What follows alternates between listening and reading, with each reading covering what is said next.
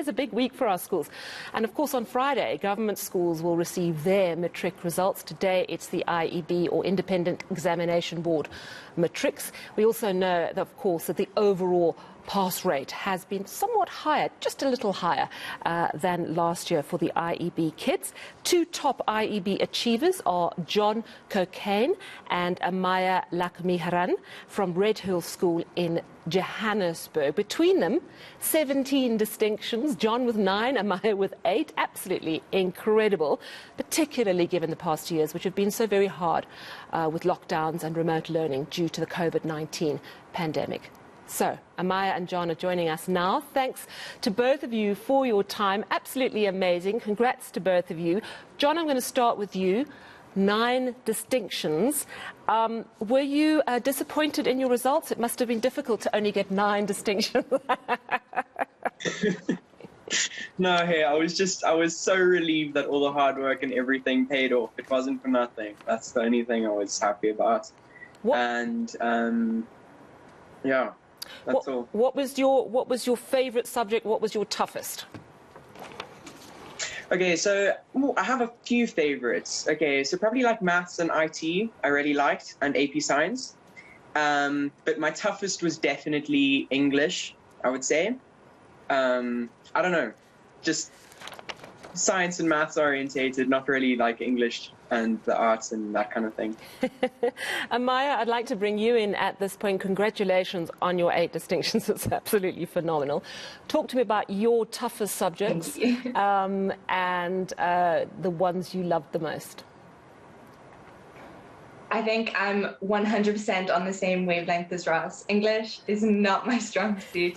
I'm a maths and science, biology kind of person.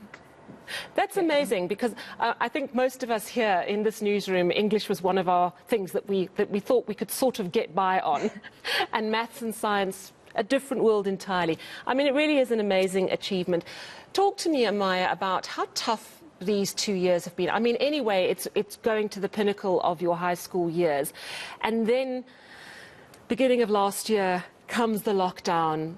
Remote learning. Yes, of course, you're in a great school that supports remote learning and you've got access to everything, but I would imagine it was still a pretty tough adjustment. Tell me more. Yeah, I think it was so incredibly difficult not being in the same room as the teachers and just with other students, not collaborating and just having that social interaction. It's something that we really need, actually. But I think, as you said, we're really lucky to be in a school that has a really great online program. And I think because we had that experience in grade 11, it made the Matric year so much easier because we had that practice. So that, yeah. And John, to bring you back in here, what now for you? What are you planning to do next year? You're going to go backpacking around Europe? No. I want to, but my folks said, you're not allowed to have a gap year until you have a degree under your belt. So I'm going to go down to Stellenbosch University because they offer a degree called data engineering, which is pretty new. And that kind of covers all of my interests. It covers science, maths, IT, all of that. So they've taken the electrical and electronic engineering degree and kind of combined it with the data science degree. So yeah, I think that sounded pretty interesting. That's what I'll be doing next year. Wow, data engineering. That does sound pretty new and interesting. And Amaya, what are you doing next year? Yeah, I'll be joining Ross at Stellenbosch, not in the same degree, but I'm going to be doing a BSc in molecular biology and biotechnology, hopefully just to figure out a more solid path for my future. Yeah. Sounds amazing. And Amaya, you know, a lot of young South Africans talk about leaving South Africa. How do you feel about that? Do you think that ultimately your path of learning and your career might take you out of this country? I mean, it's so hard to say at this stage, but I think I definitely want the overseas experience. I want to see what other countries are like. But ultimately, I do want to come back to South Africa.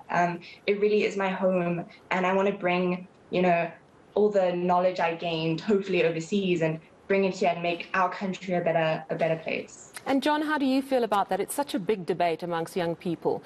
Some feel a little hopeless about South Africa. The problems are enormous, but the potential here and the lifestyle here is so lovely. Where do you stand on this issue?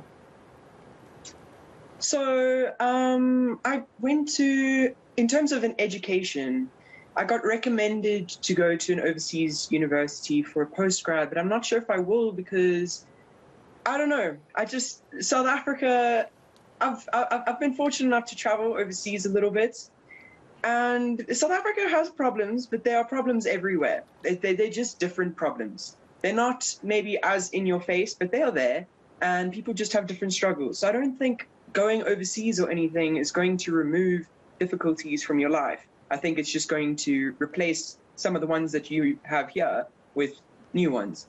And in terms of the lifestyle and just how South Africa is, you can't beat it, in my opinion. Yeah. Nowhere is as beautiful as this country. So I think I'm going to stay here for sure. Yeah. And a question to both of you. I'll let John reply first. How are you celebrating tonight?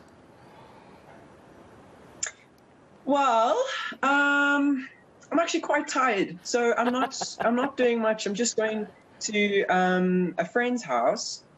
You know, just gonna have a chilled night there, maybe like game night or something. Sounds a little bit lame, but hey. You know what? It sounds delightful, and I can't blame you for being tired. Amaya, any wild plans for tonight, or you're also going to take it easy? Oh. Yeah, crazy. I'm gonna probably watch a good movie, spend some, dinner with my family. Well, it sounds delightful, and thank you so much to both of you, and best of luck as you move forward into this wonderful journey of the next step in your lives. John Cokayne and Amaya Lakmeeharan from Redhill School in Johannesburg. 17 distinctions between the two of them. Absolutely astonishing.